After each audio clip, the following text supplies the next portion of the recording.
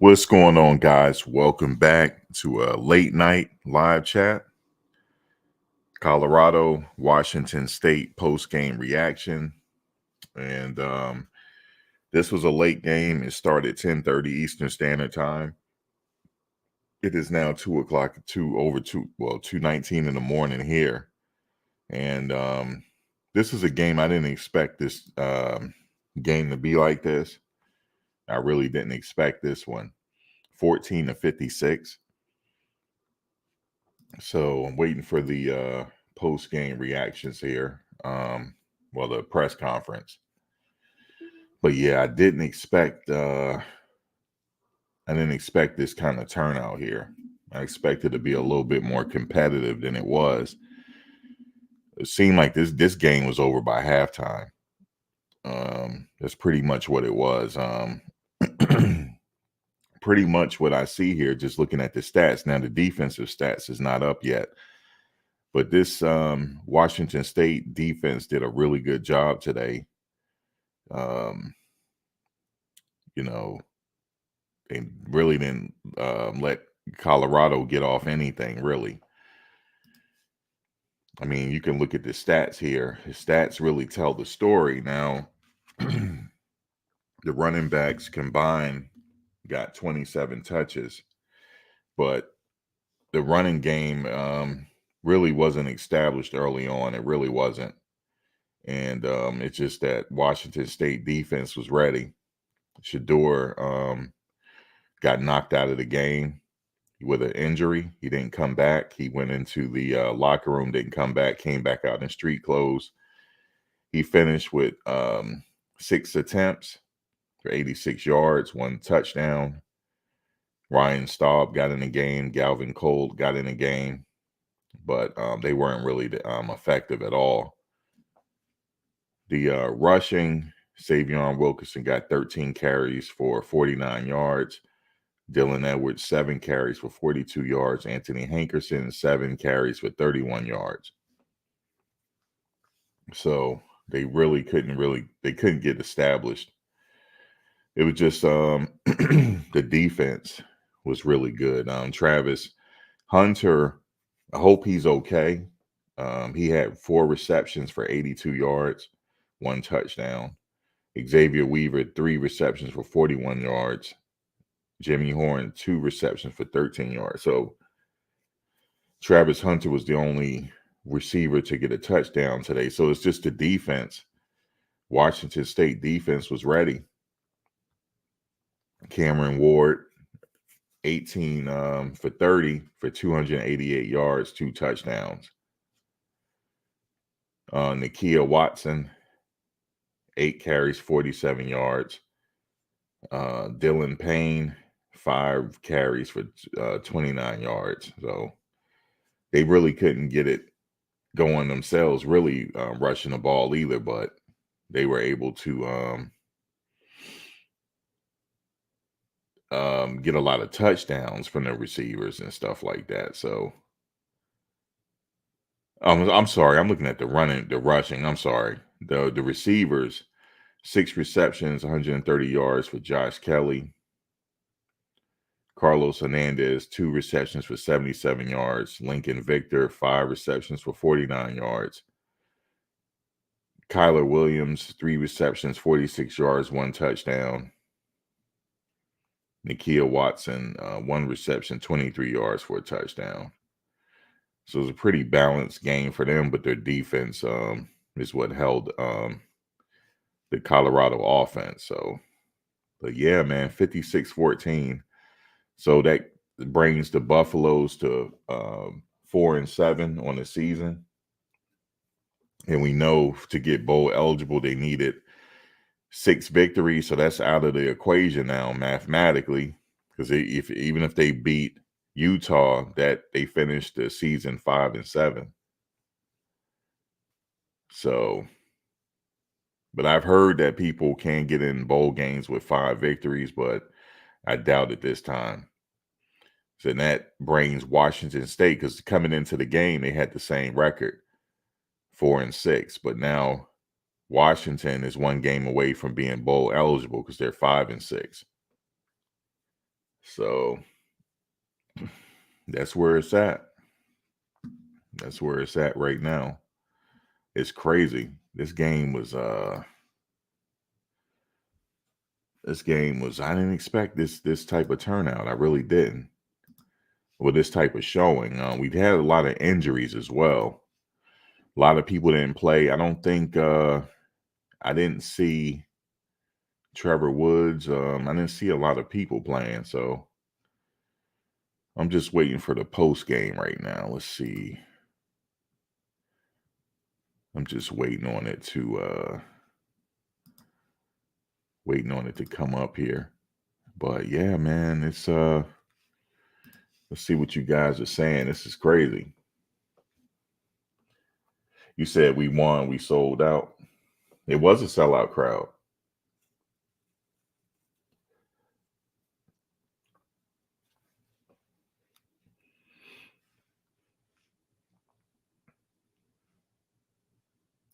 You said welcome to the Power Five.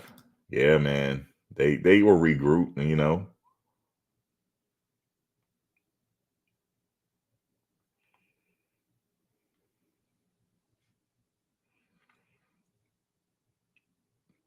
Gotta regroup, man. You gotta lick your wounds and come back.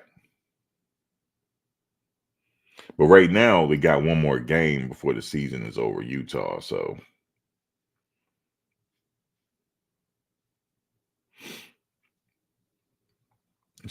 like I said, come back next season. You said they're trying to humiliate Prime. Yeah, it was this was a rough one here. It definitely was. And I'm glad Shedeur, like, he's gonna be okay. Hopefully Travis will be okay because he I don't know if it was his ankle. I don't know what it was, but he, right, that big play he caught. And he had to come off in the sidelines, but he was able to walk on his own and get on the sidelines. So I think he's gonna be okay, but I don't know. We'll see. But Shedeur, early on, he went out. He said he couldn't grip the ball or something like that. He was having a problem gripping the ball, and Shedeur went out. He never came back in the game. So, because I was waiting for him after halftime to see if he was going to give it a go, but he didn't. He had his jacket on. It was over. But let's see.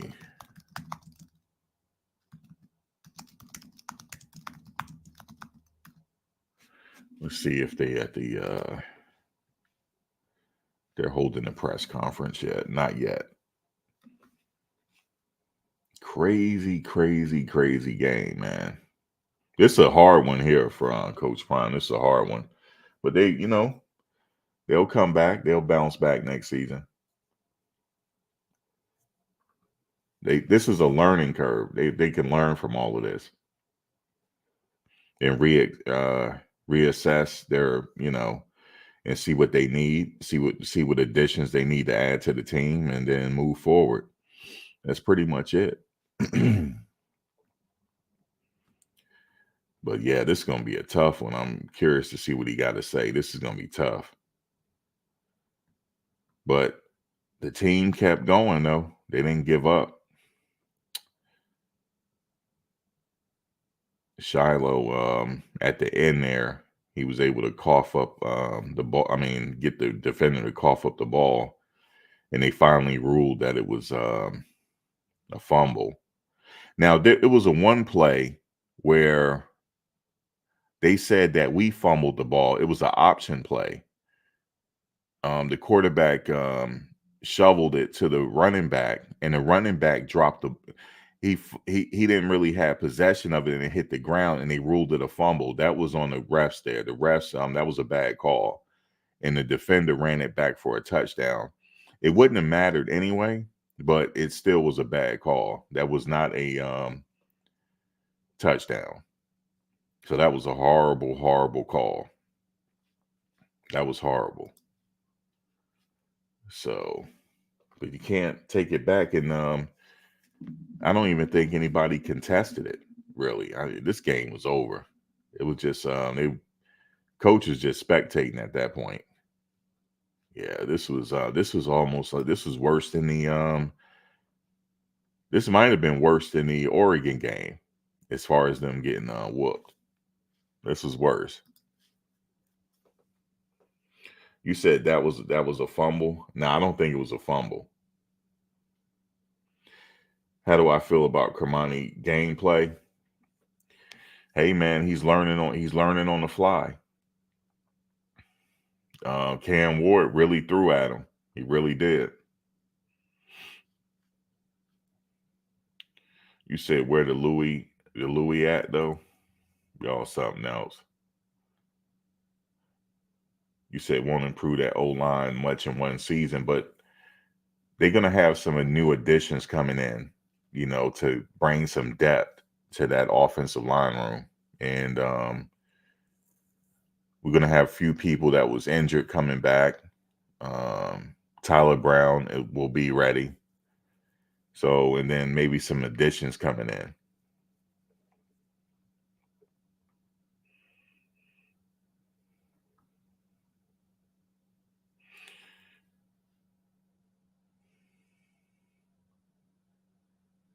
Yeah, I think he's staying next year. I mean, he already said Shedeur is coming back, even though Shedeur is projected to be the 5th player taken if he leaves this year. But he said, this is what he said. He said him and Shiloh is coming back. And I wouldn't be mad if Shiloh left this year and went to the NFL. He's ready. He's ready to go. And they also projected Shiloh to go second round, mid-second round. And they projected Weaver to go no later than the 3rd round. He's looking at a 3rd round or 2nd round. They actually even said 2nd round.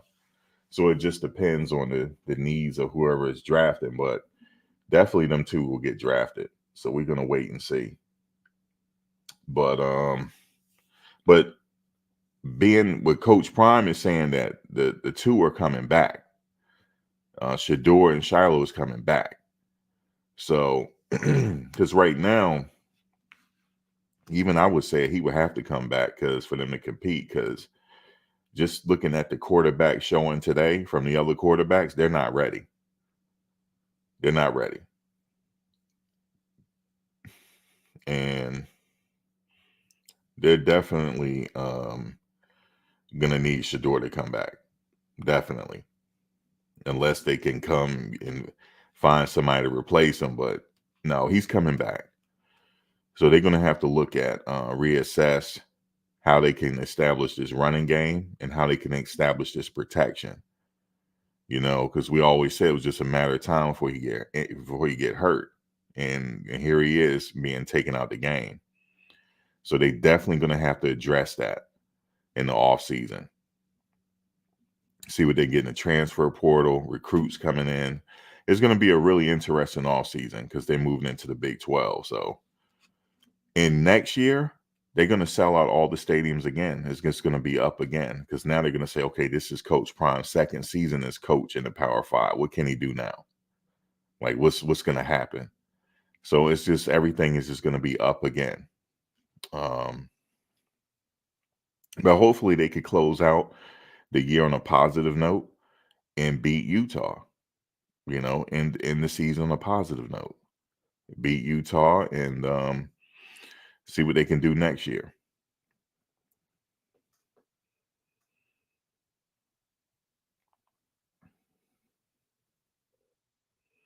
Yeah, they do sell out the stadiums. Yep, absolutely.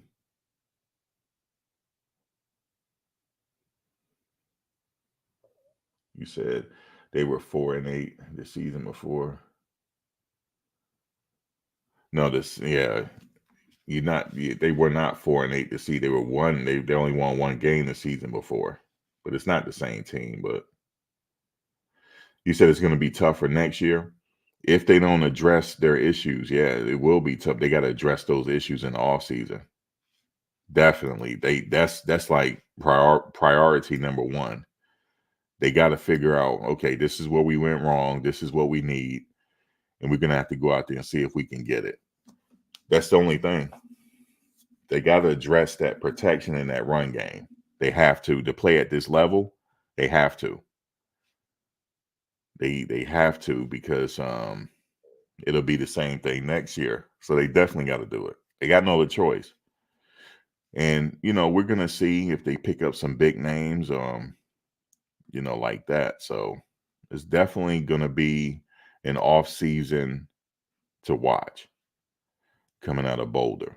Definitely. But the good thing is, I think Coach Prime said they got about 95% of their personnel coming back.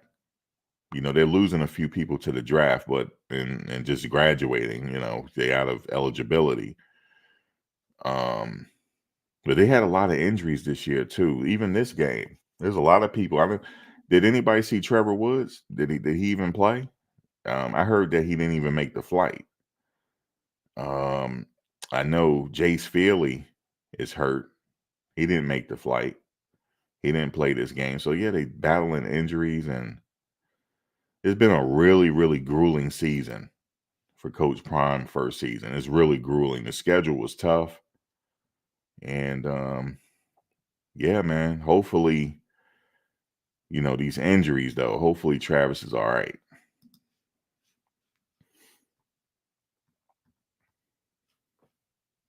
Yeah, Trevor's hurt. So we didn't have Trevor, and a lot of injuries. So, it's gonna take some time, like when Nick Saban took over Alabama, it took a little bit of time. He had a rough first year as well.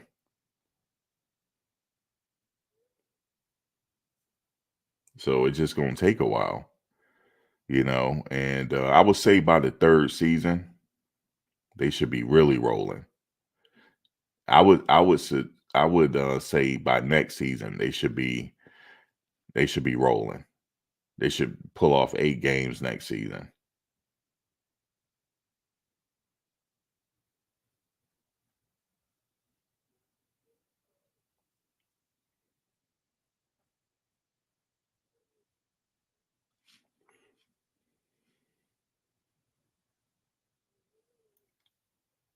You said the NCAA stopped Dion from getting that protection. Oh, you talking about with Tyler Brown? Well, he's just one person. I don't know if just one person would have been the factor on this line, but he's definitely solid though. He would have did his part. But he would have did his part, but they need maybe it's just that they need a little time to gel together, whatever that is, but that'll be addressed in the off season. So they got a lot of what I call wheeling and dealing to make. And another thing I want to say about the off season, Colorado going to have to come out their pockets. And why do I say that?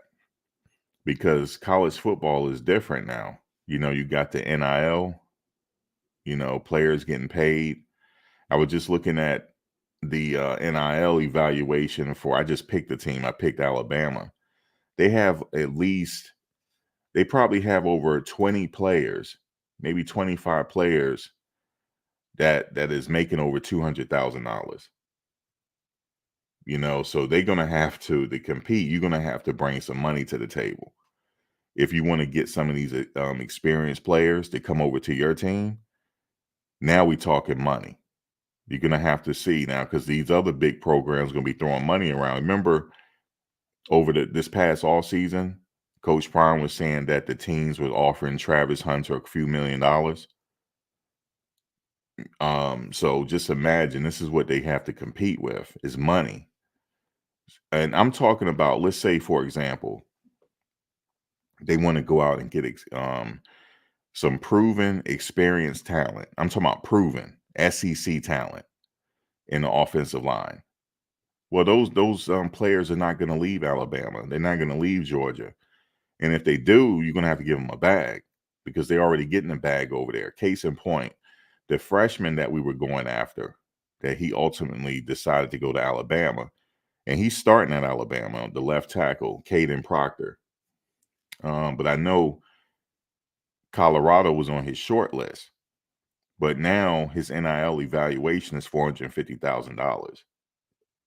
So somebody brought a bag to the table, and guess where he is? He's at Alabama. So you gotta have that money, and that comes from endorsements, and boosters, collective stuff like that.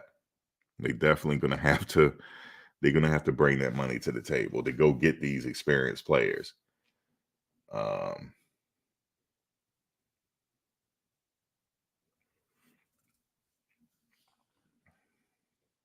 You said Clemson is not paying anybody. Yes, they are. You go look at their NIL evaluation. Yes, they are. These teams got money. These teams, there's money being floating around out here.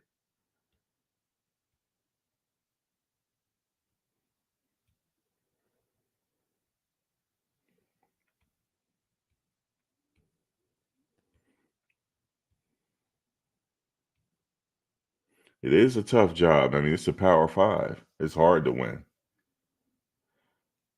You say he chose new players.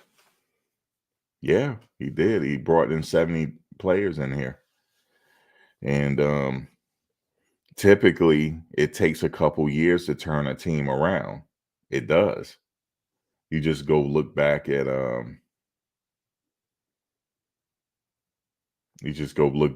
historically at these other teams, these other coaches. I mean, it took a while. You said offensive line sabotage. That we can't prove that.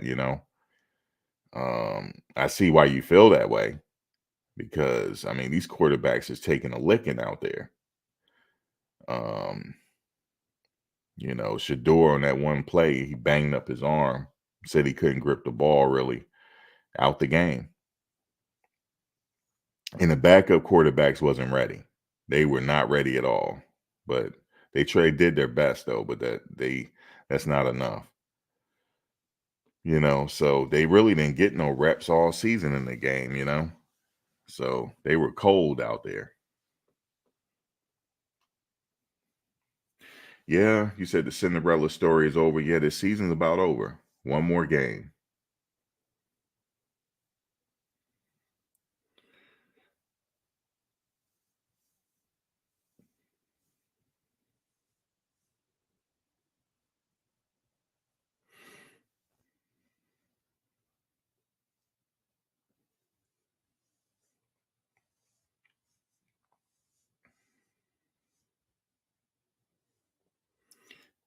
You said the O-line is not blocking on purpose each game. Let me see if the press conference. Is he talking yet? Anybody know?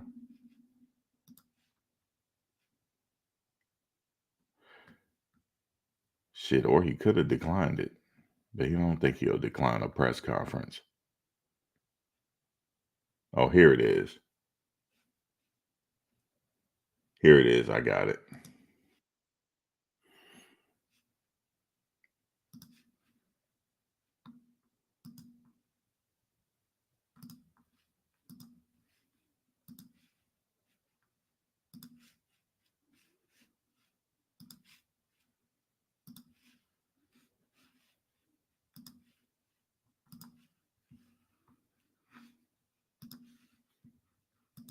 Under the weather, so this is gonna be a little foggy for me. Great win by our opponents. Played a heck of a game, coached a heck of a game.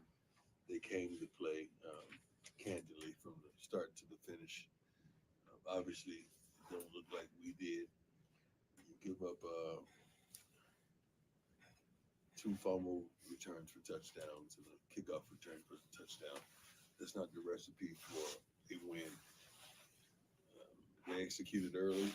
They executed often, and when they got Shedeur out of the game, it was tough. It was tough sledding from then on, and he sustained had numbness in his hand. He got hit in the forearm, and he couldn't really grip the ball. He couldn't really feel the ball. Then second time he got injured was, I think, when we had an air snap, and they rolled up his ankle, and that was it. Couldn't grip the ball at his ankle, so that took him out of the game. And the rest is history. Great job by our opponents once again. Very saddened of how we played. We practiced hard this past week. We prepared like no other, and to go display a performance like that is not indicative of who we are, what we are, how we are. And I've been boasting since the beginning of the season. I have not seen us quit. Have not seen us quit. Have not seen us turn it down, or not want to play, or not want to execute. There was some plays in the first half that I didn't see the passion that I wanted to see, but we came and got on them a little bit at halftime, and they went back out there and they fought. So I do applaud them for fighting in the second half and not giving up. These stats are,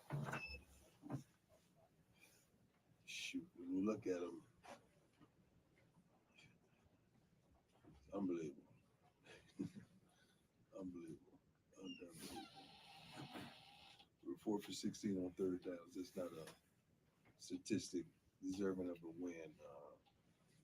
Time of possessions, they won by about a minute, pretty much, which is pretty darn good. You know, we ran the ball a little better today than we've had in the past. But once again, once Shedeur was down, it was tough slate. Let's go. Admiral first. Sure.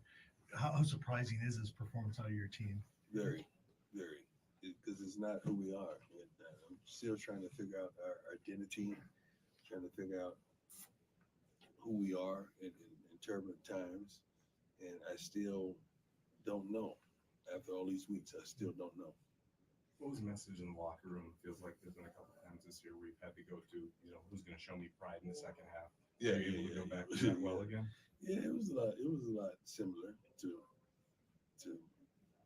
who's gonna show up, hold each other accountable, make sure your teammate goes out there and give everything. And I'm sorry, my head is throbbing right now. Make sure your teammate go out there and give everything that they have. So it was a sound message. They responded. Coach, you guys obviously today, fall short of a bowl game appearance, but this program sights set, so much higher. How do you still learn from a season like this where you guys still have a lot more production than Yeah. I mean, if you compare it to last year, we try to compare it to what we're capable of, and we're falling short of what we're capable of, and that's the tough thing. That's the thing that's tremendously tough to digest week in and week out.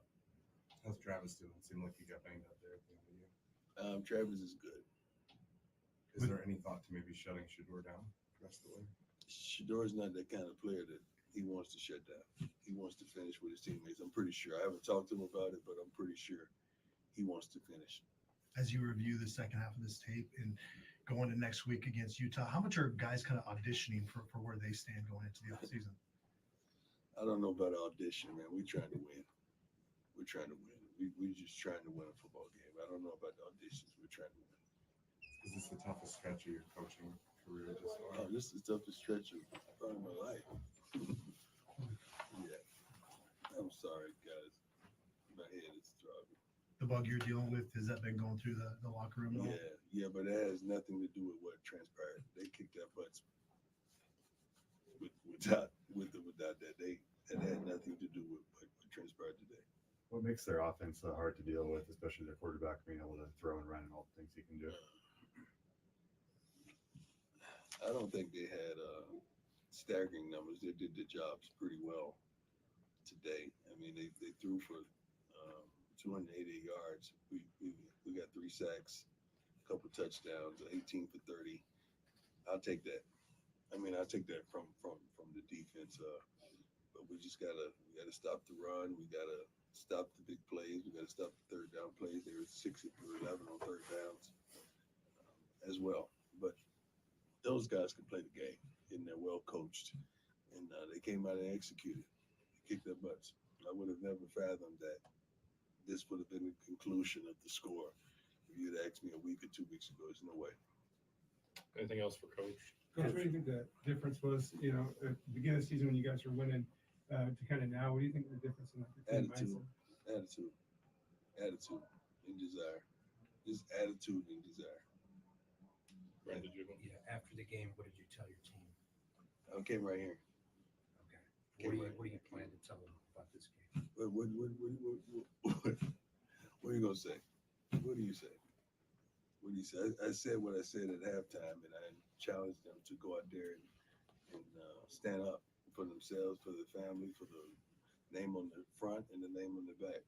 I challenged them to stand up for that, and they responded. They didn't lay down. They went out there and fought. So I'm proud of them. I really am. Brian, go ahead. What was the Coach, I'm last? sorry, I missed the first part. No, you good. You good. You've talked about this team. The one thing they don't do is quit. Right. Did you see any of that in them tonight? I didn't see quit. I didn't see that. Maybe not passion in the first half. Maybe not the purpose. Maybe not the mental, the physicality that I would want to see as a coach. Maybe not that in the first half, but in the second half, after we challenged them to do so, they responded. They didn't give up. I promise you, they didn't give up. Good, man. Sorry, one last thing. You good. Cormani, big week for him. You talked about how proud of him you are. It looked Right. like they were targeting him and going after him. Is Well, that that's kind of all part of right. the learning process as a It's not only part of the learning process. Sometimes these young kids don't understand what you put on film is indicative of what a coach is going to attack the following week. So they've probably seen some insufficiencies on film, and they went at it. But he has to be ready to stand up. He didn't give up. He fought to the end, and I'm proud of him. He's certainly growing. There's something wrong with a plant that don't grow, and that kid is certainly growing. And I'm happy that he's growing. He's not giving up. He's lining back up there, popping and running, and he's fighting his butt off. He just needs time. He just needs time and repetitions. Thanks, Coach. He's good. Thank you, guys.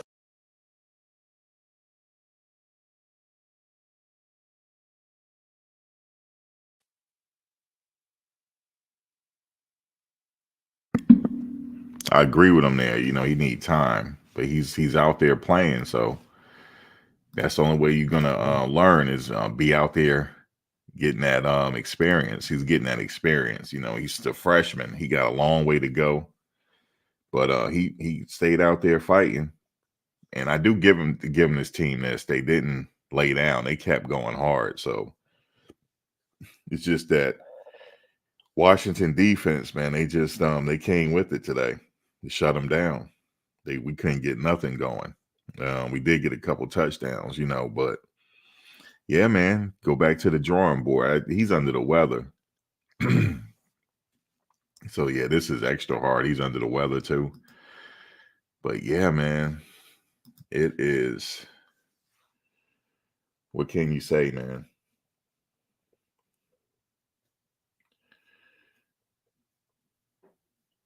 Let me see.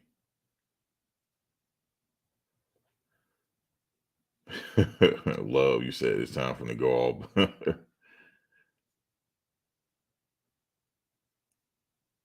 Yeah, so yeah, he said he rolled his ankle and then he couldn't grip the ball, so yeah, you got to take him out the game.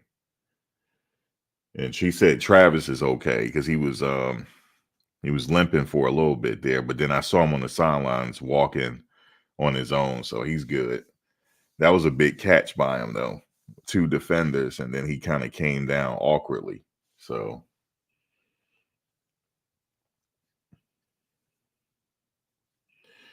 but yeah, man. Utah is next. That's the last game of the season. Last game in the Pac-12. Moving on. They definitely need some. They're gonna go get some more people, bring them up in there, and we're gonna see what happens. Here's the link if anybody want to come on. I ain't gonna be on too long, it's almost 3:00 in the morning Eastern time. It's crazy. Damn, this game started at 10:30 Eastern Standard Time. It's a late game. Something about them late games I don't like. Damn, they had these late games is crazy. You said now Utah, I know.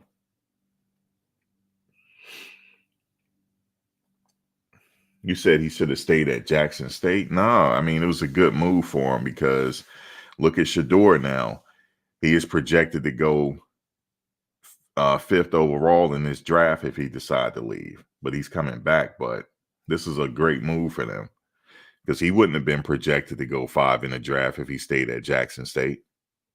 They just don't give the HBCUs that enough credit.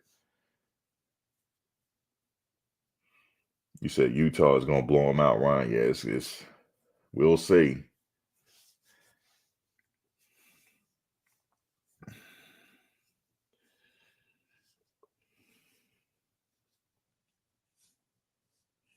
You said Shedeur should sit out next game. Shannon Sharp went to HBCU, stopped the cap. I know Shannon. Jerry Rice did too. Steve Air McNair did too.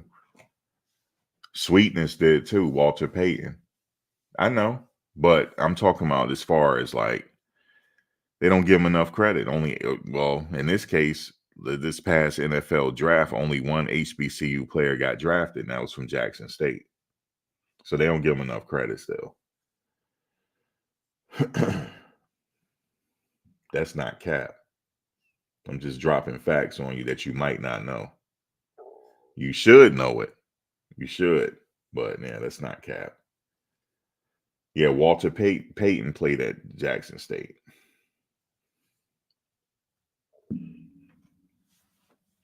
You said, why didn't no legit backup quarterbacks? We have backup quarterbacks, but they didn't really get no reps this year because we weren't in a position to, when we didn't blow anybody out really, to have them come in.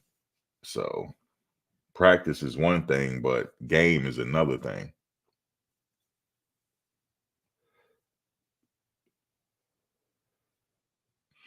Now, Shedeur's stock is not dropping. He still could get drafted high in this draft if he wanted to leave. He's projected to go number 1 overall in 2025. You said I have a very deep voice for a white man. I am impressed.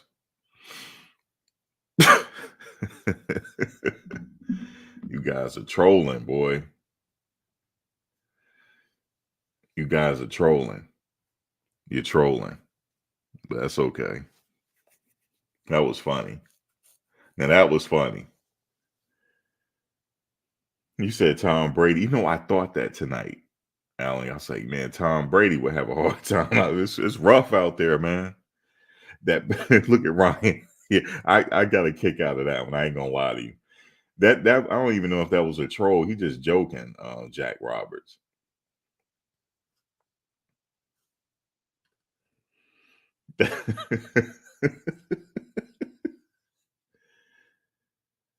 You said no one drafted number 1. He's projected to be number 1 in 2025. He has a high quarterback rating. He has he's accurate. But the problem is keeping him upright. That's the problem. That's the problem. So if he gets to the NFL team and they got a decent line, he should do well. Now, as far as him holding on to the ball, that's something he can work on in the off season. You know, he has something to improve on. So that's just something he got to work on. That's what the off season is for. So he'll be back better than ever next year. He'll get stronger. You know, he has another year to get stronger. He'll be a senior. You know, get stronger, study that film, get some rest as soon as the season is over because he took a beating this season. He's going to take a little time off, vacation a little bit, That's what I would do. Vacation a little bit, see the world a little bit, and then come back and get ready.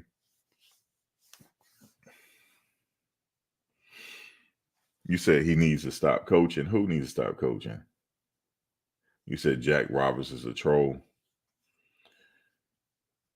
Well, you know the trolls are back in full effect because I released all the people I blocked. I released all of them. So yeah, the trolls are back. Yes, sir. We had a troll Olympics. I have a few people that win a gold medal in here. Trolls, they're on the job, man. They have to be.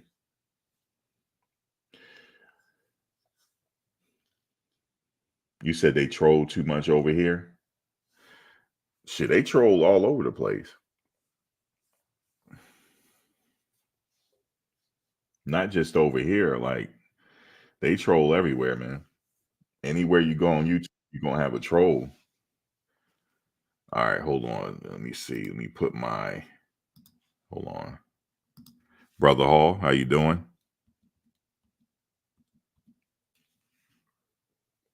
Brother Hall, you there? Can you hear me? I can hear you. Yeah. Tough loss tonight, man. You know, I was gonna say, unfortunately, man, Colorado, we kind of snake bit ourselves, man, coming out with that 3-0 start. You know, when they in the beginning of the season. Unfortunately, you know, those expectations were set so high that there was no way to come back and really, have that, along with the 3-0 start, along with all the flexing, the week coming, and all that stuff, that really made it hard for the fans or even the opposing teams and players and coaches to take Colorado, take it step by step. I think that if we would have came into the season and just, it'd have been different if they would have won one game, lost a game, won a game, lost a game, won one, lost two, won two, something like that. I think that it'd be a whole different story. I think that people are coming in with the kill on the Buffs like this because of all the week coming and the watch flexing and all of that. But all in all, you got to expect the type of season they had. You got to expect. You just didn't expect for them to go on a 7-0 slide like this. But other than that, I just think that hey, it's a process. And when they jumped out to 3-0, it was unexpected. They was a Cinderella team. It was the hype for the country, and unfortunately, it kind of bit them in the end because they started out flexing and shining and getting the sunglasses and just all of that kind of just it kind of made it hard on them in the end because everybody was coming after them. I think if they were being humble, and I know it's kind of hard to be humble, when you're winning, it's to open up when you weren't expected to win. But I think humility would have helped them along with the process, especially in the beginning. Yeah, I agree. I mean, it. I don't know, as far as them, this is I'd say it's just a learning season. Right. All right. I They agree. can learn from it and then come back and improve next. And they're gonna go out and work on it in the off season. Right. Absolutely. I think they'll be ready. Hopefully they'll have the line that they need. Hopefully Shedeur will learn. Look, Shedeur gets part of the blame as well. Hopefully he'll learn to get the ball away a lot quicker, or maybe run a little bit faster, or Right. or throw the ball away a little bit quicker. Some of those things he had a couple of rough spots as well where he didn't do that. And I noticed in the beginning of the season when he was taking a lot of those sacks, when folks started complaining that he was not throwing the ball away to protect his passing percentage, After that, after they started complaining about that, you started seeing them trying to throw the ball away a little more. So, it's the process. It's the process. And anybody that knows football understands that it's a process that you got to go through, and you take your lumps, but you keep going. But I think also on top of that, you know, these young guys on the team, for them to just come together for this particular season and try to gel all in one season on the fly, on the go. I mean, the expectation was really high for them playing for Coach Prime, Deion Sanders. That's another expectation. There's a lot on your back, with that. So, I commend them for the effort they gave. Unfortunately, they didn't have all the pieces that they needed, but hey, they got through the season, and hopefully they learn from this. It's about learning. It's about learning and growing and coming back better later. And a lot of those games that they lost, I mean, when you look at it, in all actuality, there are a few of them they could have won. I can count about three. Right now, the record is 4-7. I see about 3 to 4. The Stanford game they should have won. The Arizona game they could have won, and maybe another one they could have won outright. Even the UCLA game was kind of rough.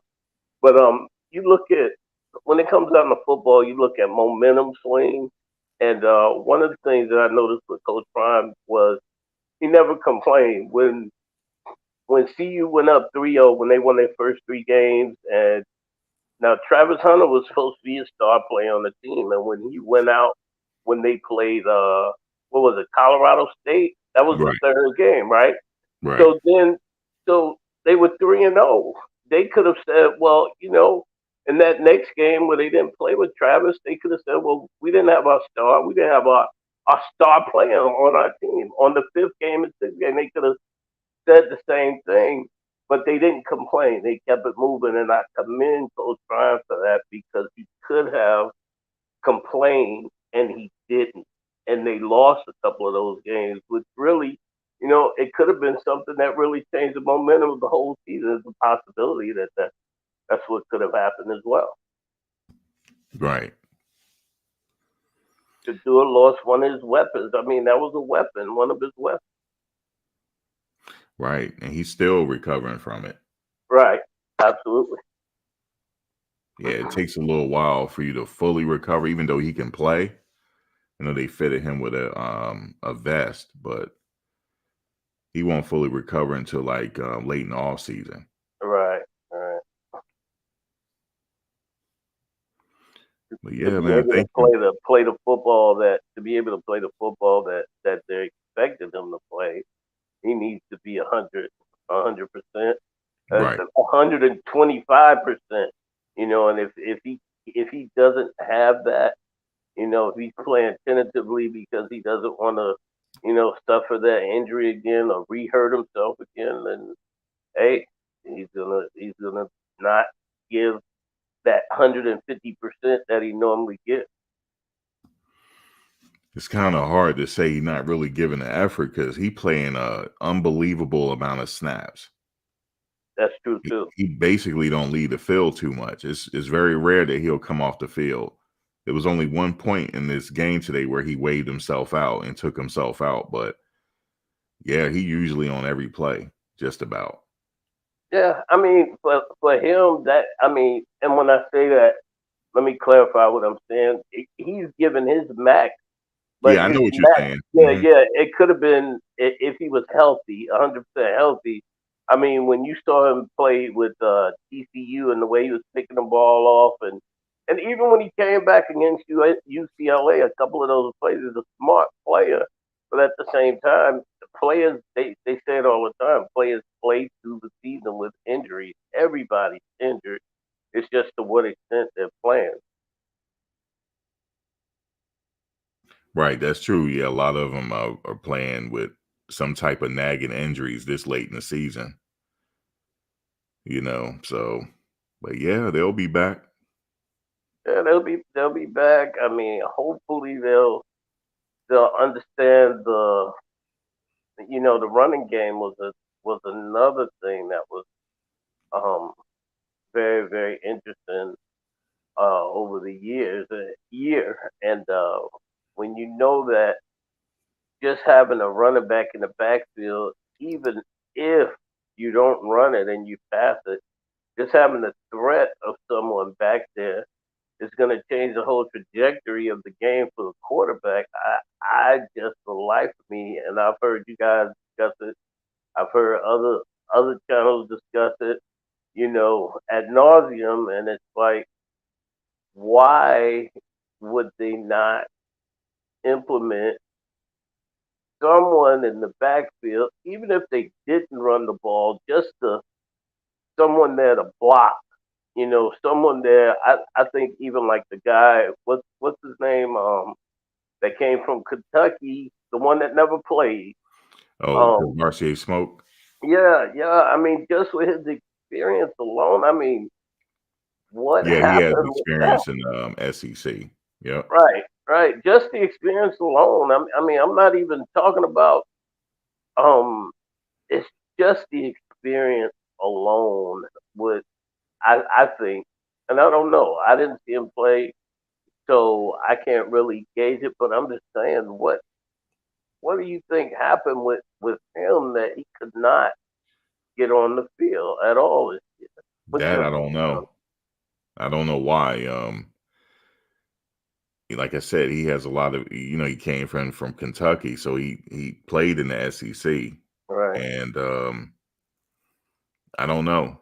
I know he got a lot of time on special teams, but I didn't see him play special teams today. I don't even think he made the trip.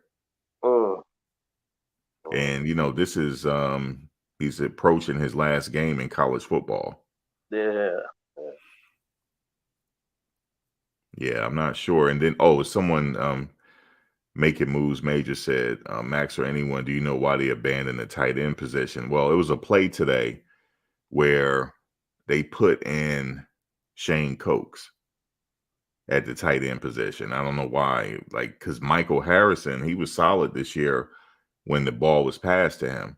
So I'm not Yeah. sure why he wasn't on that play. It could be an injury or something. I don't know. I did see him a little bit in the game. He caught a penalty when he fell down.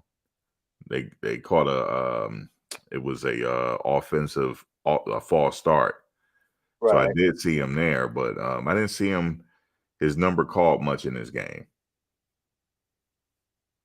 I think at this point, because the CU is desperate for a win, and Shedeur and the pressure, and again, unfortunately, the world that we live in, you're gonna have people that they're viewing this entire, you know, football collegiate thing. They're viewing it from a different lens, and the reality of it is, man, these guys are young men, and I'm quite sure the pressure on Shedeur and the weight that he has to carry as a quarterback and everything that's going through his mind to try to win.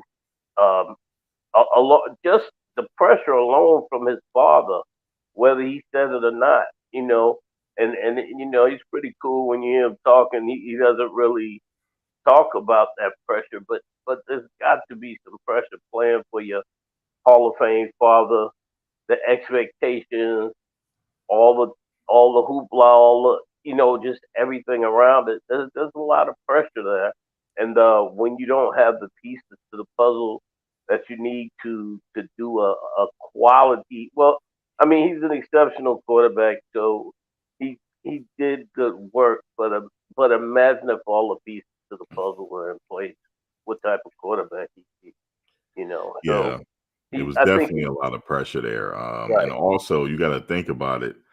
These teams that play them, it's almost like they're playing them like it's a bowl game. exactly. They are coming to bring it. Exactly. Exactly. They're not trying to listen. The truth be told, they're not trying to beat Shedeur. They're not trying to beat Colorado. They're not trying to beat Shiloh. They're trying to beat Deion Sanders. And you got to understand these guys, just like Deion Sanders, Coach Prime is is Shedeur and Shiloh's father. It's just like all those other guys on them other teams, their fathers and uncles and whoever have either played against or rooted for or against Deion Sanders. So, there's a lot there's a lot of weight coming from a lot of places,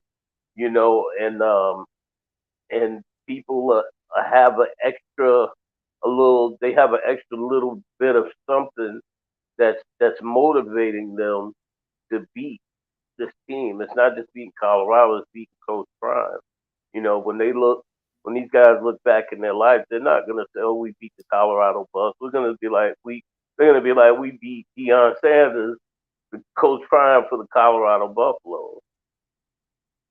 Yeah, that's what it is. They were like, they brought it. They had extra motivation to come Right. in. You saw some of the players that they were doing the watch flex. Right, absolutely. So yeah, they wanted to rub it in his face. They wanted to embarrass him. Absolutely. Yep. And I expect the same thing from Utah next week. They're gonna do the same thing. Oh yeah. They're gonna be extra motivated. It's the last game of the season, and they want to have that. We brought it to them. Yep. And unfortunately, that's what it's going to be. I mean, Colorado is. I mean, just looking at what's been done the past 7 weeks, I would say that they have to approach this next game if they want to win. If they want to win, they have to be unconventional. They got to do something different. They cannot. What that is, I'm not a coach. I don't know, but they can't. One of the other things that I saw too, and I don't know, you can tell me if you've seen this. Early in the year, Coach Prime was, he played risky. If it was 4th and 1, 4th and 3, 4th and 6, he went for it. Now he's putting the ball away. I don't know. What do you think about that? Do you think that he should be punting, or you think he should stay aggressive like he was early in the year? It just depends on the situation. If the situation calls for him to go for it, he'll go for it. But today, the situation ain't late in the game. It don't matter at that point. Yeah. But it just depends on where they are on the field and the situation. Like Arizona last week, man. There's a couple of times it was 4th and 1, and I know, the punter was, yes, he was putting the ball on the 3-yard line and under the 10-yard line, but that came back to bite them in the butt, because that on that last drive against Arizona, he felt like, oh, we've been punting the ball and putting it here and down here, close to the goal line. And he was like, and we were stopping them. Our defense was holding them. And on that last drive, Arizona drove down the field. I mean, I guess it is what it is. You play the percentages, you see what's been working for you the whole game. But last week, when he didn't go for that 4th and 2 and he punted it away, they went down the field with about 3 minutes left, or about 6 minutes left, and they scored. I mean, they did a full. They went 90 yards, ran the clock out, kicked the field goal, and ended the game. So, it is what it is. It is what it is. But thank you for joining. Yeah, no doubt, man. Appreciate you letting me on, man. We're off to Utah, the last game. Yeah, man. Hopefully we'll pull it out, man. All right, man. You have yourself a good evening, bro. I appreciate it, man. All right, take care. All right. Or should I say good morning? Here is morning. It's like, man, this game was 10:30. It started. But that's all good, though. One thing I could say, I really enjoyed this team this year, because it's like reality TV. That's what it was. When they put their videos out, Bucky and Darius in the pregame show, it's like it's reality TV. That's what I enjoyed about it. You get to follow the team. They give you bits and pieces. They don't give you everything. They give you enough to feel like you're a part of the team. And that's not going to change in the off season. They're still going to be recording leading up to the spring game and stuff like that. Overall, if you look at it for what it is, this team was turned around. It was. They were able to go 3-0 early in the beginning, and that was just enough right there to improve on the last season. They won one game the season prior, so yeah, so they lay in the foundation. There's some cracks in the foundation though, so they know how to fix it. They gotta go in the offs. Now, somebody had mentioned something. It's hard to go out and just get an offensive line. That is going to be hard. I'm talking about an offensive line like Notre Dame. It's hard to get that. Like that goes down to recruiting. You got to scour the country to go find these people, but they're out there. They're out there, but to get a line like that, that takes some time. You got to develop that. That takes time to get, because they call them what? Offensive line university. To get something like that, yeah, you got like their entire offensive line is going to be pros. That's hard to find, but they got to go out there in the recruiting and go in every inch of this country and find them. They're out there. We had one here where I live. He's like, I don't know what is he, 6'7", 340, and he has a vertical, and he's fast, but it's going to be hard to get him though. Because the major programs are going to go after him, especially. But see, with him though, he doesn't go to a lot of camps, and his team is not really that good. But he's getting offers though, so they know who he is. But it's so many programs out there vying for the talent, so you're going to have to go out there and develop it, go find it. So their recruiting program, they got to really be on their job this offseason. Because, we have some current people on offensive line. They're going to be graduating. And so you're going to have to go out there and find them. You're not going to get a Notre Dame offensive line overnight. You got to really go down and either develop them or find them. They can get lucky and find some, especially in JUCO. They could find some there, but Notre Dame is going to be looking too. So you're going to be, in the offensive linemen, they know about Notre Dame. They know already. These high schoolers, they know about them. That's the place to go if you're offensive lineman. They know that.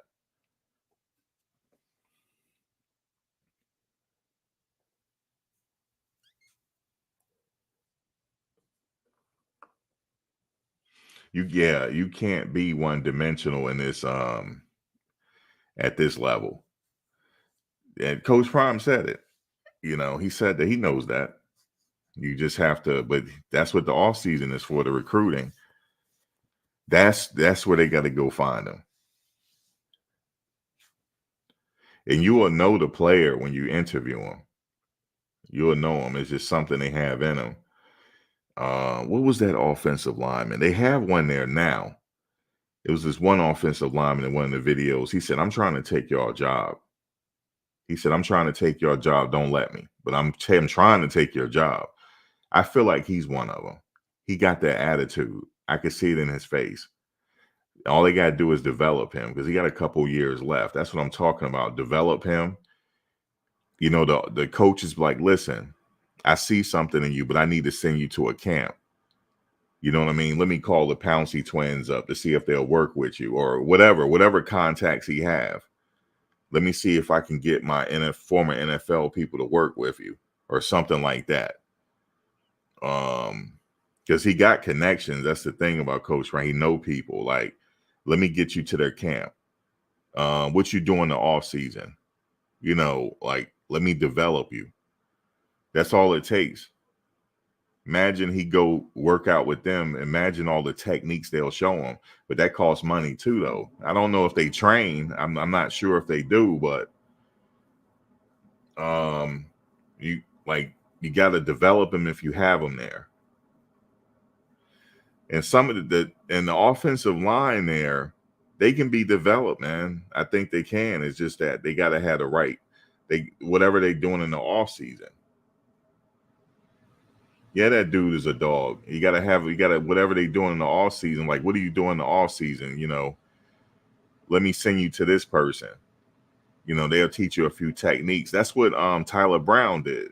He went to a camp that had former offensive linemen in the NFL showing him some stuff. So he learned some stuff. Like that type of stuff you got to do to develop. And you just got to have that dog in you. That kid I was just talking about, he got the dog in him. I can tell by the way he was talking, the way he was looking. And if you notice when he was saying it, he wasn't smiling. He said, yeah, I'm trying to take your job. It's up to you to prevent me from doing that. But yes, I'm coming for your job. I suspect him to be getting some playing time next year.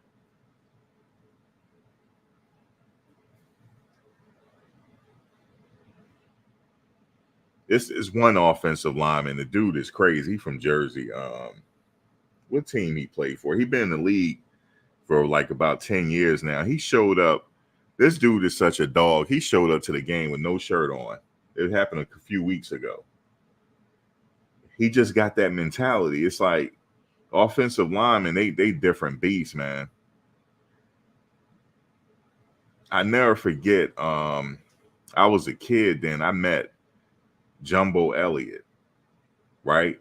When he shook my hand, I felt like I can't even tell you how it felt. You talking about a grip. I can't even explain to you how the damn handshake felt. And just had the look in his eyes. He looked like he was just ready to fight. It's just this look they have. I remember Richie Incognito was like that. You got to have that mentality.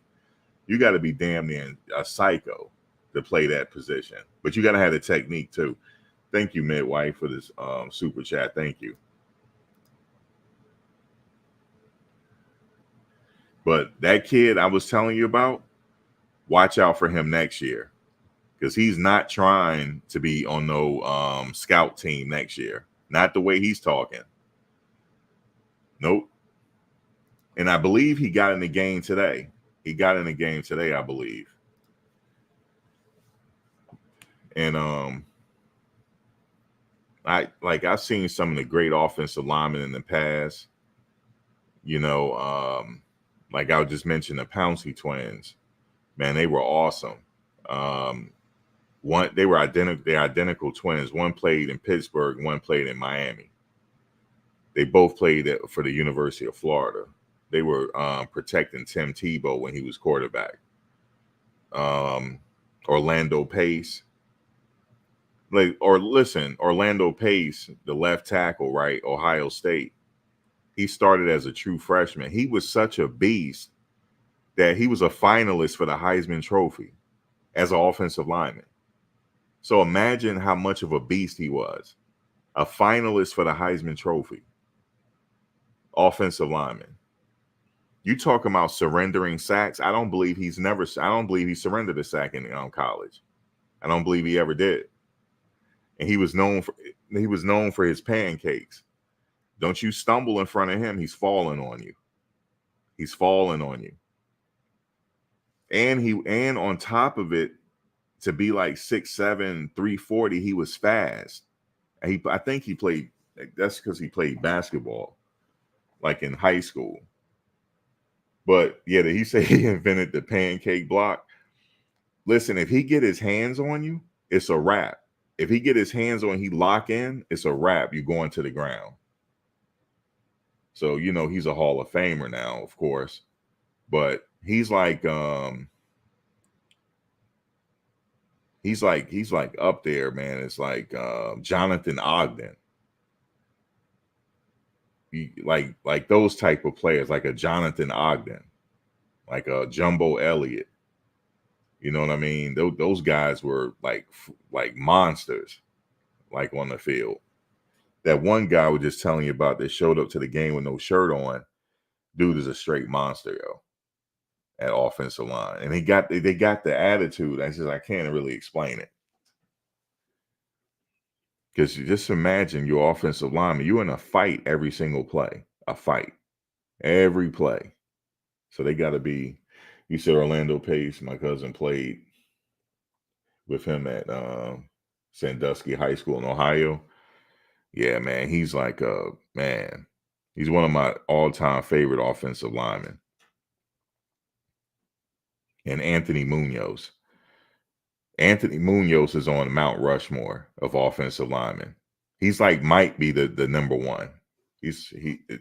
I could name Art Shell. I can name them all like Art Shell. Like you could look at Art Shell's face when he was a coach of the Raiders. Remember he used to coach the Raiders? He was the head coach at the Raiders. Just look at him. He looked like he's like serious. You know? Trent Williams, right. They just got this look about them and they not to be played with. So, but that guy I was just telling you about that was addressing the team because Coach Prime wanted him to address the team. And he got that look in him. He has it. It's just that he got to develop. It's just up to the coaches to like, look, what you doing in the off season. I got somebody to work with you. That's all he needs. Oh, you said Larry Allen. That's another one. But man, you ever get a chance, look at some Anthony Munoz film footage. He's on the Mount Rushmore. He's number one out of all of them. Then for me, it's Orlando Pace. Like, but that's saying a lot because there's a lot of great offensive linemen. Like, you can just pick one. But I remember shaking Jumbo Elliott's hand. Like, I can't even describe to you. I thought he was going to break my hand. That's what I thought. And I was a kid, you know.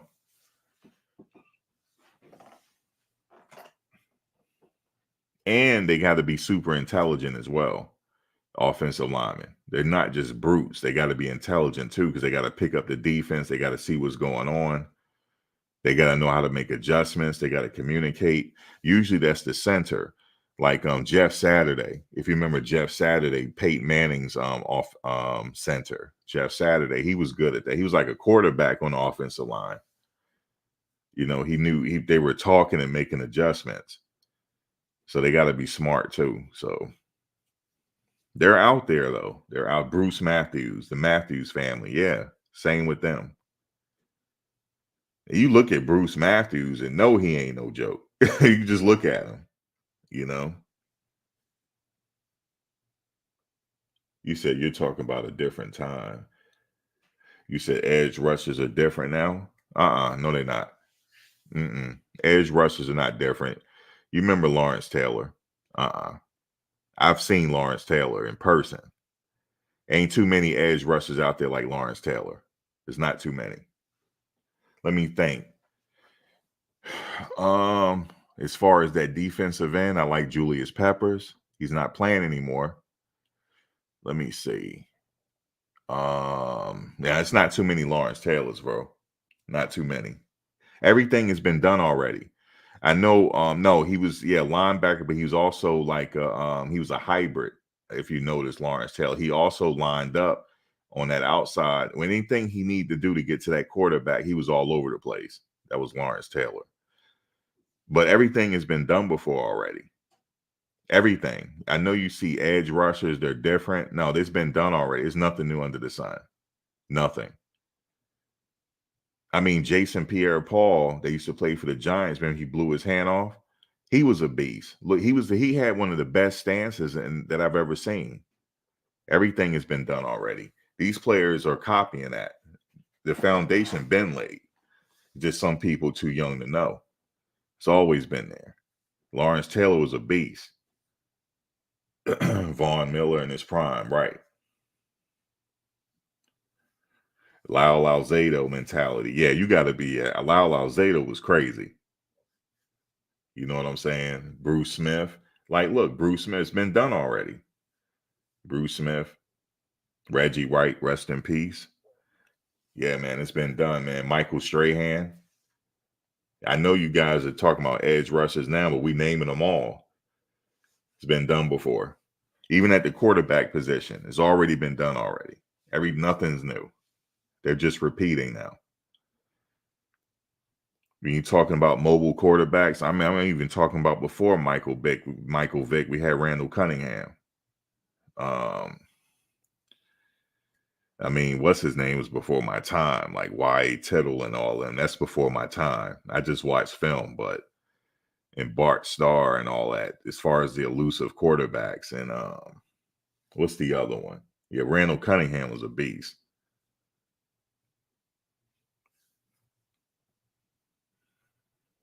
But I know a lot of these the edge rushers you see in college, you're like, oh man, they're great. Nah, there was somebody better. Oh man, you said Richard Dent. Man, I rest my case. Chicago Bears. Fran Tarkenton. Right. As far as elusive quarterbacks. That was before my time though.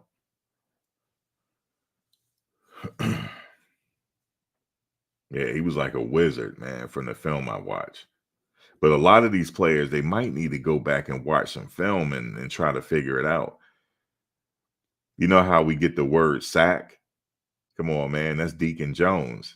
He coined the word sack. That's why we call it a sack to this day. It's from Deacon Jones. Mark Gastineau, man. Mark Gastineau was crazy. I tried to get him to sign my Jets jacket, but there was too many people around him. Yeah, Mark Gastineau. Damn, you said Wilbert Marshall. Charles Haley, Dallas Cowboys. Mark Gastineau, New York Jets. Yeah, this has all been done. Come on, man. We had those before Warren Sapp. We had the refrigerator. You know what I'm saying? We had the refrigerator, 86 Bears. Then obviously Warren Sapp. I'm sure Warren Sapp could be able to teach that defensive line of thing into as well. If you ever see him break down game film, he need to be coaching. He breaks down game film all the time on his IG. Yeah, Deacon Jones coined that word sack. I think he was saying that he's getting like a sack of potatoes or something. He just started calling it a sack. But we already seen those great defenses. That's what we know what to look for. That's why, like Coach Prime, no, but obviously he's not playing anymore. But he just got to go out there. His recruiters got to go find that talent. He know exactly what the dog is. You just got to go find him. Mean Joe Green. You said Brett Favre was an early Pat Mahomes. Right.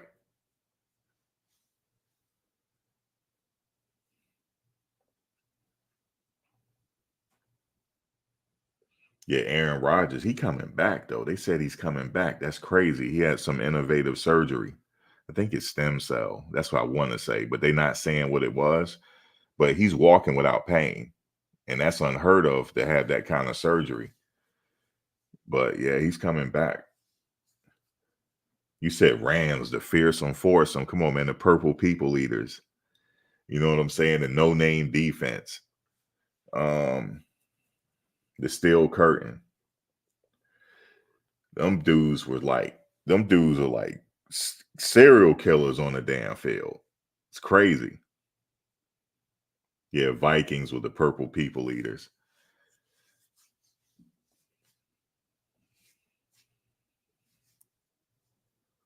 Yeah, Favre did. He didn't really care about lofting that ball up. He always took gambles.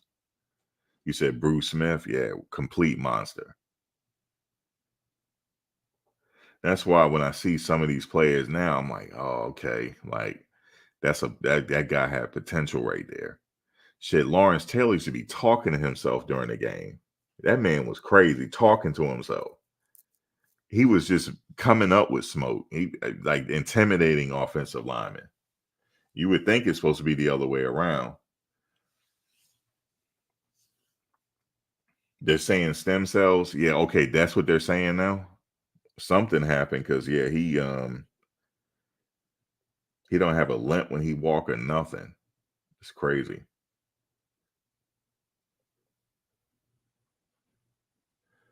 You said no mention of the Washington Hogs. Name one. Come on, man. Linebacker University, LeVar Arrington. Come on, man. I know them all, man.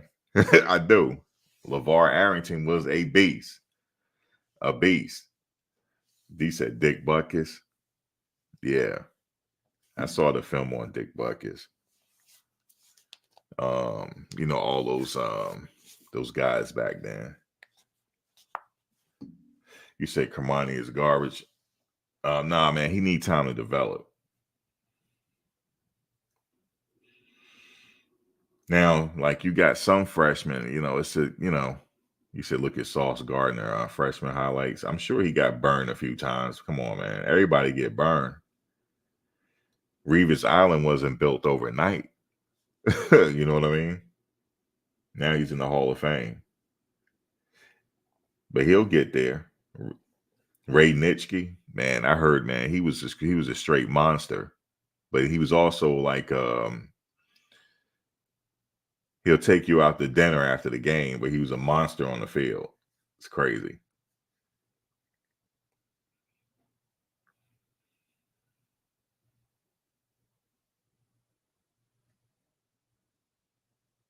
That just come with experience. If he's playing nerves, it'll come with experience. You know, he's only a freshman. It'll come with experience. He got a long way to go. Just a freshman. Yeah, Dick Butkus was nasty.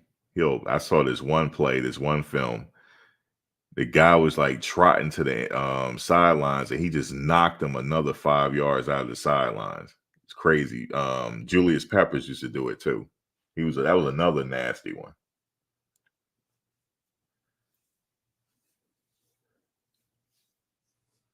And I forget the guy's name. That's another guy on the defensive line that was nasty. He's defensive tackle. Played for Detroit. I can't pronounce his name. Jack Lambert. Yeah, Ray Lewis was another one. He had those eyes like Mike Singletary.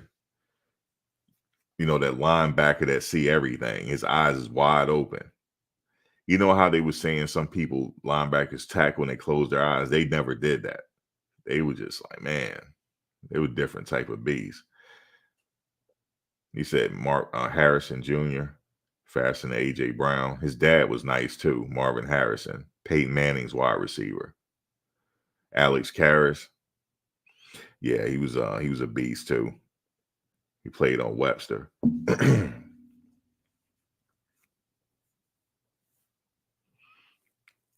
Y'all naming some old man. Y'all naming man. So yeah, that's our point. Everything has been done already. Romanowski was crazy. He was crazy too. I think they projecting Harrison to be the third pick. Here's what they have so far at this draft coming up, if everything holds up. They have Caleb Williams, number 1. They got who is their they said their number 2 pick is Drake May out of North Carolina, then Marvin Harrison, and then the tight end from Georgia, and then Shedeur if he decide to come out. But you know that could change, right? So it might that's just what they're projecting. But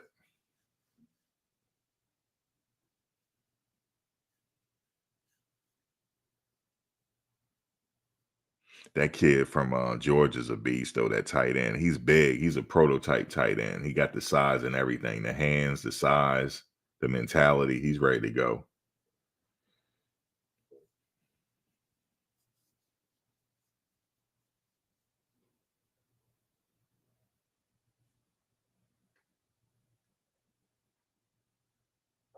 He said some of these men were football apex predators.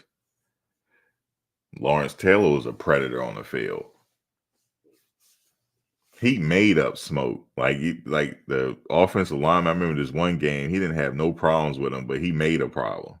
He said, I ain't like how you hit me. He said, I'm going to get you back, you know, like cussing at him.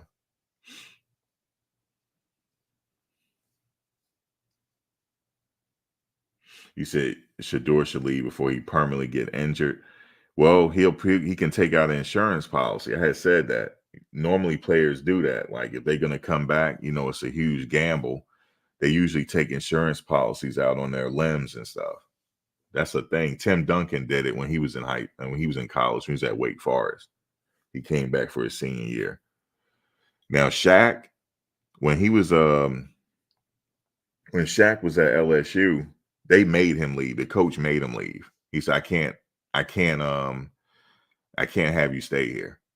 Because when Shaq was at LSU, they were as you know, when he go up for a dunk, it's hard to stop it. They were fouling him intentionally, and it could get him hurt. And the coach said, I can't have you come back. You can always come back and get your degree, but I can't have you play for me no more. You got a huge career ahead of you. I don't want to see you get hurt. So he let him go. He said he didn't want him to come back.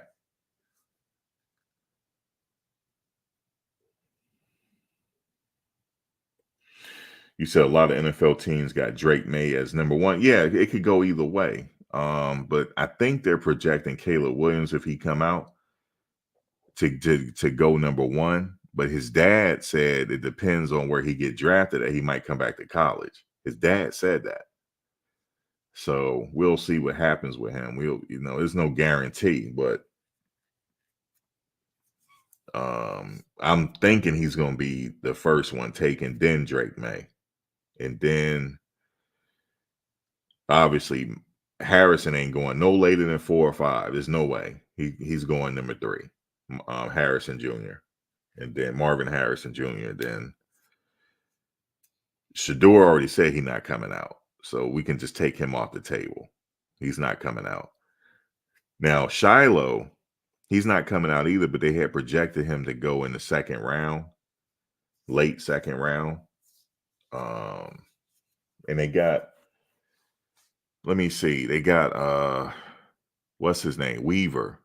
They got him going in late second round. Ain't that something? He did good coming to Colorado. They got him going late second round. And not sure about Horn. I think he might come. I don't know. We'll see what decision he make if he decide to stay. I could see him coming back, but I don't know. We'll see. I don't know. Weaver, he don't have no more eligibility, so this is it for him. So I know he definitely going to try to get drafted.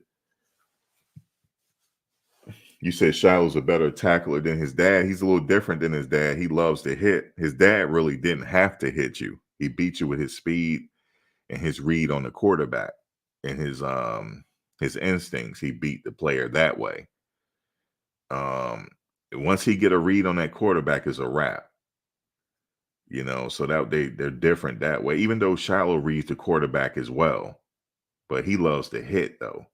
So he definitely gonna have a shot in the NFL. Travis a sophomore, so he'll be eligible for the draft after next season, which I think he's gonna go. But you never can tell. He's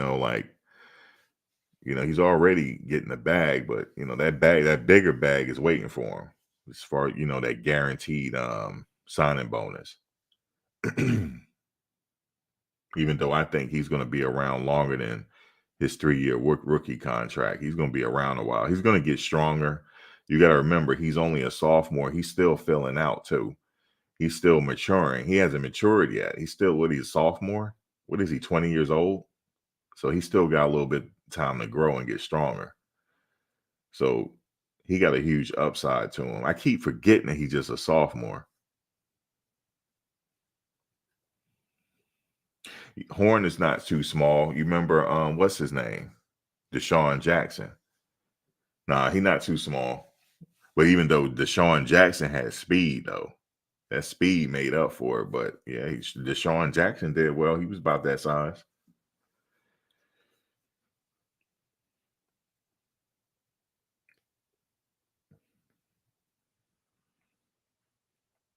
But I could see Travis getting stronger, bulking up more, gaining a little more weight. Junior in the off season, he working hard. He come back looking different. Yeah, he has a long way. He got, even like you said, Tyreek Hill. Is he smaller? Tyreek Hill? Let me think. He's shorter, but he's bulky though. Tyreek Hill is bulky though. You mean smaller in stature maybe? But I don't know. Tyreek Hill is cut up. He's big.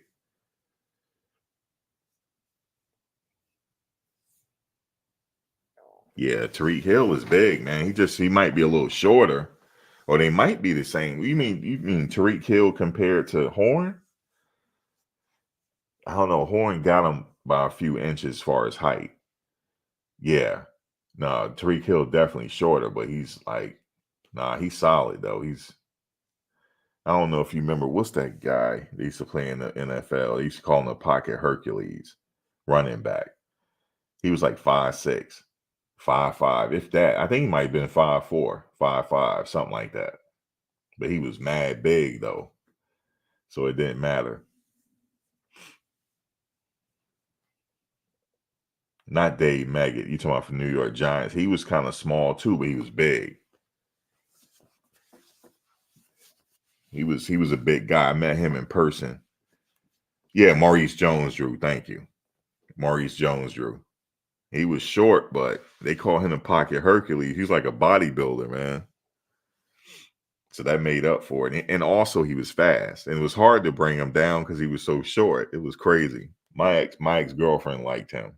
She called him the when she heard them start calling him Pocket Hercules, she was like, he is like a Pocket Hercules. It's hard to bring him down. And just like what's his name? They used to play for Tennessee, the running back. With the locks, the one that was really fast. He clocked I think he clocked the fastest time in the NFL Combine. He wasn't that tall either, but he was fast. The same with Curtis Martin. Curtis Martin was probably like, he wasn't that. He probably was like 5'9", something like that. Yeah, Chris Johnson. You said the human bowling ball. Yeah, man. Jones-Drew was like, man, it was hard to bring him down. Shit, Barry Sanders wasn't that tall. Crazy thing is he didn't even have offensive line, man. That's why he was running all over the place. You said Brown is smaller? How tall? I don't know how tall he is. You said Ray Rice could have been? He was short too, Ray Rice. But he was a beast though. That whole incident, you talking about that whole incident. Cut his career. Yeah, I know. Baltimore Ravens, that whole incident. Some people just, I don't know. That was crazy.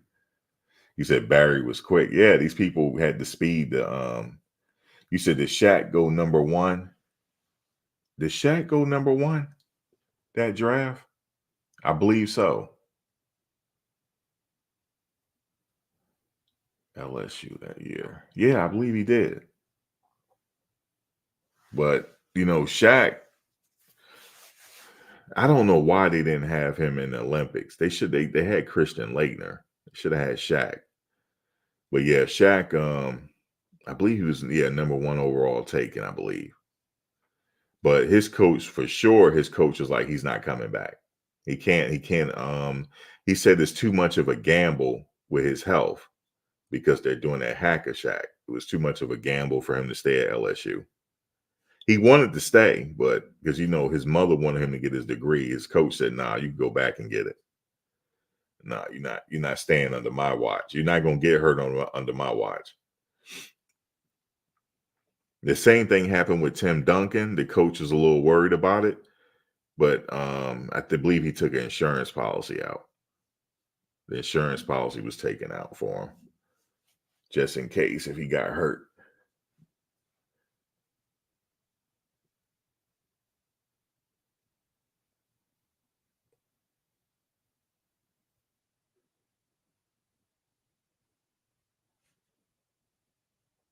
Yeah, it was Dale Brown. You remember that, right? Dale Brown. You remember that? Who's getting Browers? It's whoever. I don't know. Whoever you got. Whoever get number 1 through 3 in the lottery, because he's not going past. Brock Bowers is not going past number 5. He can just stand up for the whole draft and he'd go walk up and shake the commissioner's hand. He don't even have to sit down. He's not going past 5. There's no way. Because tight ends are needed. Like, he's needed. Like, it's hard to get that type of talent.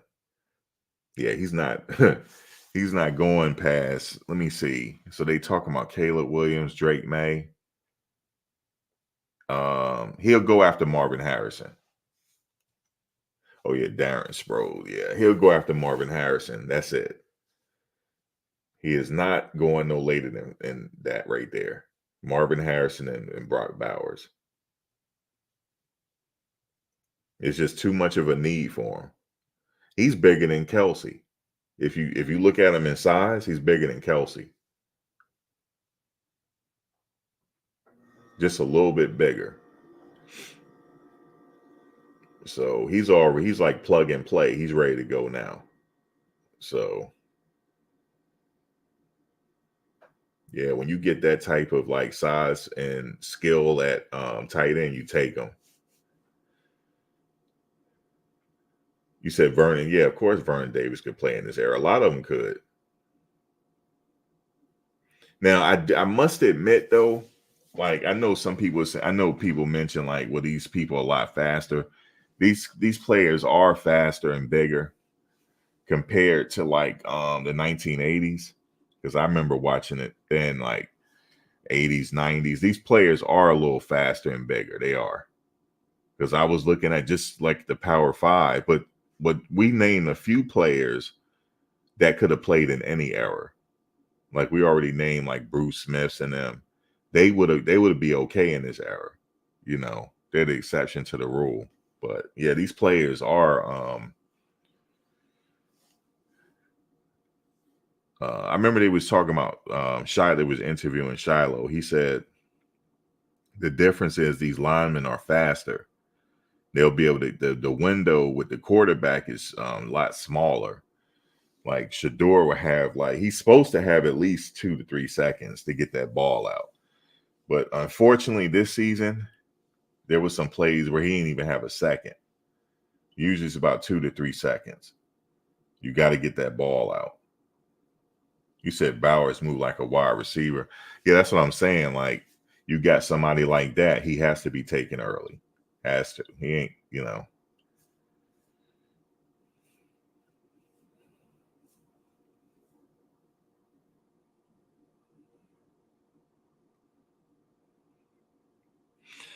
Well, he's a sophomore, so he gonna have one more year. I see him coming out next year, Gary. I see him coming out next year. He gonna be a junior, right? Yeah, he's the lookout for in 2025. If he decided to come out. I think he's probably going to.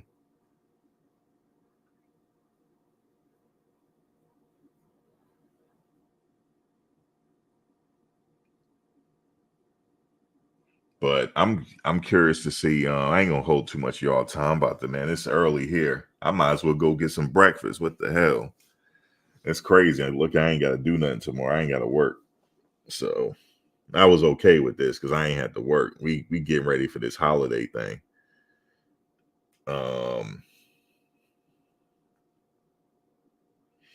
You said junior. Yeah, next year. Yeah, he's a junior next year. You said he 306. He run a 4.71 in the 40. Damn. At 306, he run a 4.4. That's pretty. He run a 4.71. The fuck? Now I don't do Waffle House out here. I know a lot of people come out here and do Waffle House. I don't do Waffle House.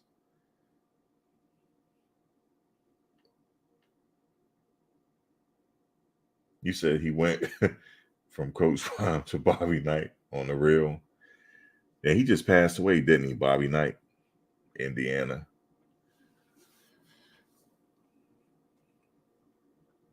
You said Lane Johnson 4.72 in the 40. That's pretty respectable.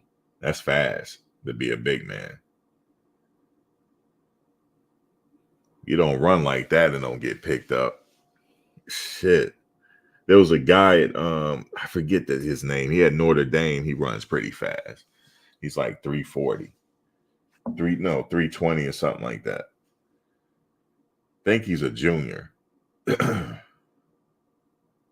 Nah, I don't do the Waffle House, especially out here. But people come out here and do it. You said Colorado must get bigger faster. But see, that's the thing. They got to go out there and recruit. It's on the you got to go find them.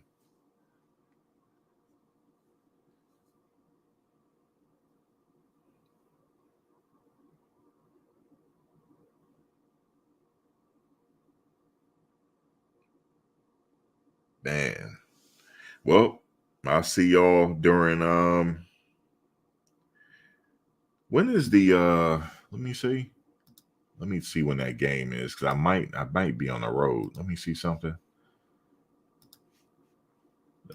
Utah.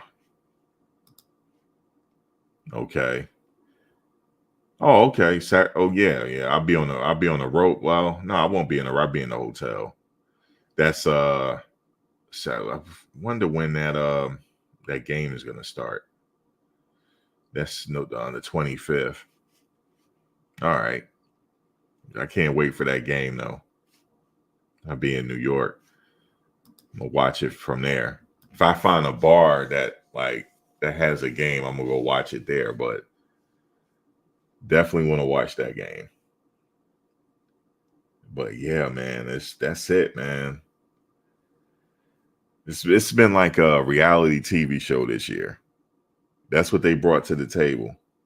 That's crazy, but hey, man, year 2, they can only improve, right? They already know what they need. They already know where in areas they need to develop these players, the players that they have there now. There was one player though. I was like, oh man, this is one player. I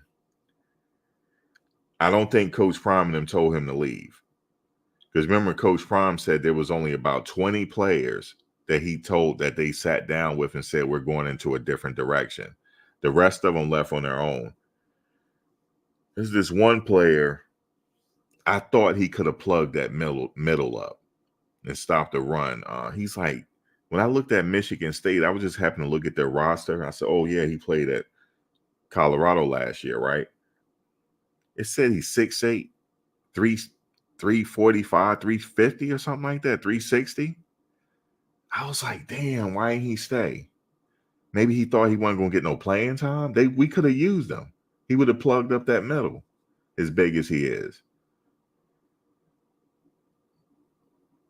I don't know. Maybe he probably thought he wasn't going to get no playing time or something like that.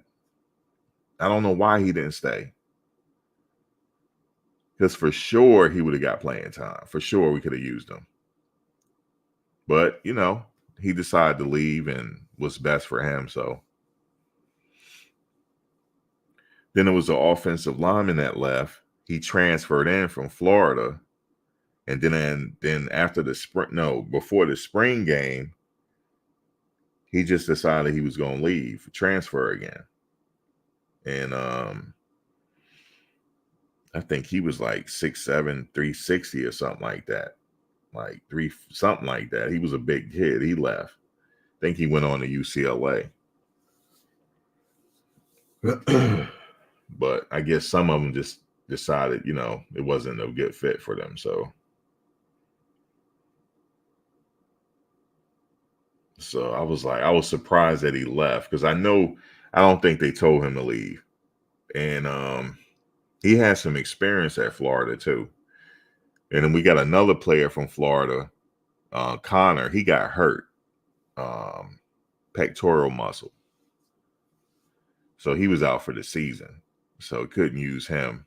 Then, Tyler Brown, you know about that situation. So next year should be a vast improvement But I'm really curious to see what they're gonna do with this portal and their recruiting. That's what I want to see. You said CU hype movie is over. It's gonna come back next year. You know, in this state, they're gonna do it again. There's something with how they work the media, man. It's like it's working.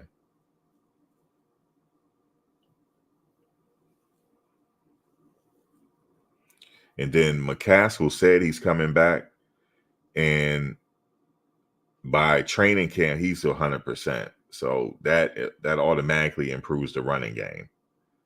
And then Dylan Edwards, you know, he's coming back. They'll be able to utilize him correctly. So it should be up next season. We'll see. But guys, I'm out of here. Y'all be safe in these holidays. If I don't talk to you, be safe out here, especially on Black Friday. If you're going out there Black Friday, man, be careful. I like to do my stuff online, but yeah, be careful out there on these holiday streets. You say you hope CU win every game next year. Hope so. But all right, y'all have a good one.